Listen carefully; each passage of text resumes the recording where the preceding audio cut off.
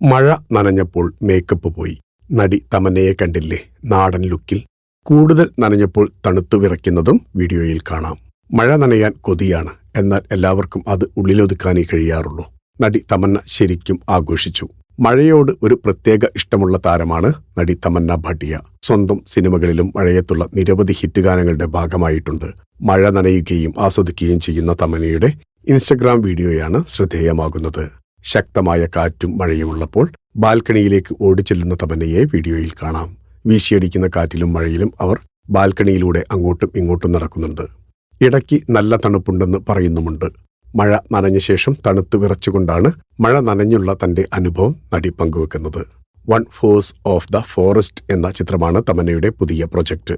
ചിത്രത്തിൽ സിദ്ധാർത്ഥ് മൽഹോത്രയ്ക്കൊപ്പം തമന്ന ആദ്യമായി സ്ക്രീൻ പങ്കിടും. ചിത്രത്തിന്റെ കഥ ഒരുക്കിയത് അരുണാബ് കുമാറാണ്. ഫിലിം കോട്ട്. നിങ്ങളുടെ കരുത്തിൽ ഞങ്ങൾ ഉയരുകയാണ്. സബ്സ്ക്രൈബേഴ്സ് 10 ലക്ഷം കടന്നിരിക്കുന്നു.